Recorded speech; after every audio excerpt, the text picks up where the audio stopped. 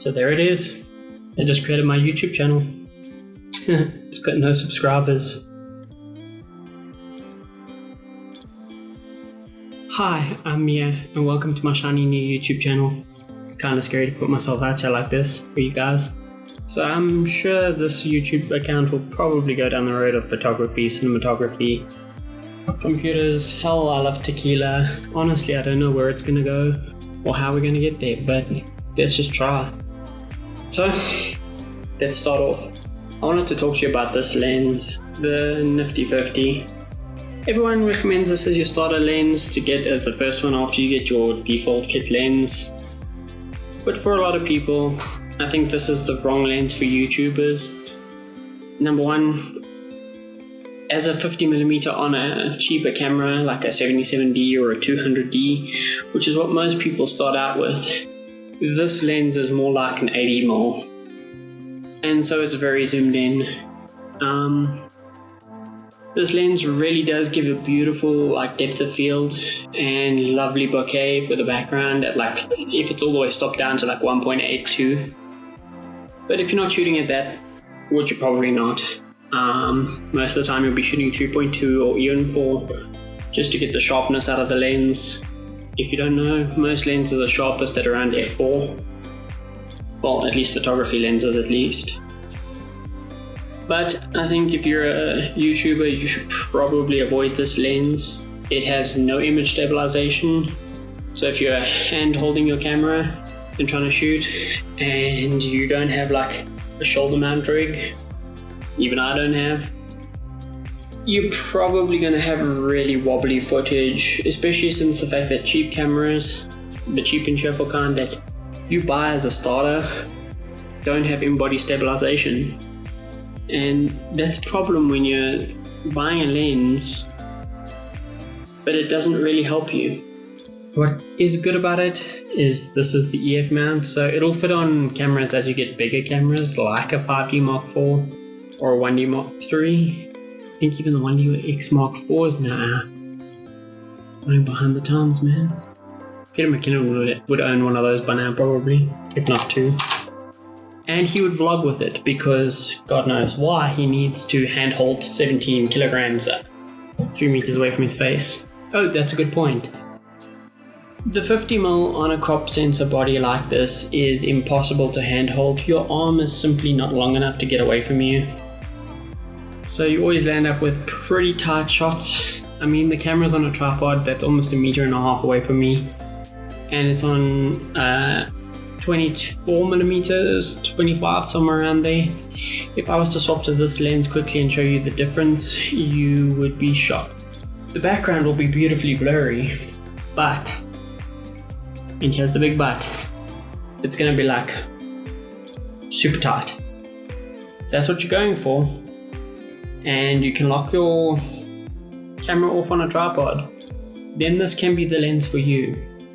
If you're the Peter McKinnon and you want to arm hold this 1 meter away from you and run and gun, it's probably not the lens for you. I would recommend something smaller, or even stick with your kit lens. Your kit lens has image body stabilization in it, has stabilization in it, and it can go a lot wider, normally down to 18mm, which is super wide.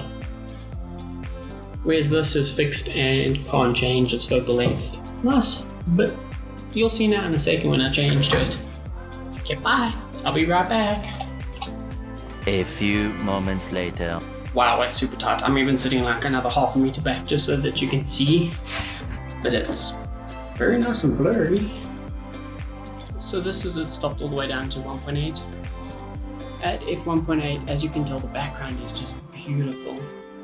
My hair not so much because it sees every hair that's not straightened, which sucks. But anyway, and it shows every pimple on your face. I like it. I love it. Don't know how often I use it. Personally, I think this is a much better lens for you to buy if you want to get zoomed in. This is the semi-pro 85mm 1.8. It's going to give you more zoom, which means your camera's got to be further away, but your bokeh is way better. You've got much better bokeh here, and in my opinion, a better lens for portrait photography than the 50mm. This is a beautiful lens to shoot with. The 50mm, as you can see right now, you're watching me on it. It's not bad. It's not the lens I would choose. I have one, and I very seldom use it. I use it on birthday shoots sometimes, just so that I can try it out, get it out the bag. But for the most part, on a crop sense, I go for my 85, almost always. Or I shoot on the big kit lens, which I don't know if you'll even see, which is the 18-135. I will put some B-roll in for you so you can see these nicely. But this lens, or this lens, are both better for you in the long run than a Nifty 50. Sure, the Nifty 50 is cheap, it's cheerful. How often are you actually using it? Cool. That's from me, Mia. Have a great day. Bye.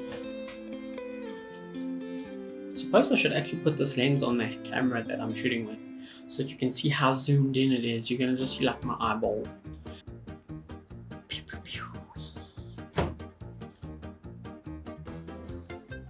This took long to set up. You have no idea. Look at the giant pimple.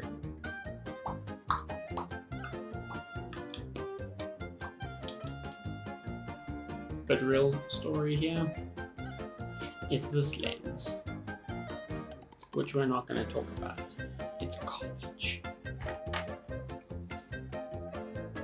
and you shouldn't buy that lens. Even when the sales rep says buy that lens, it's the best lens in the world.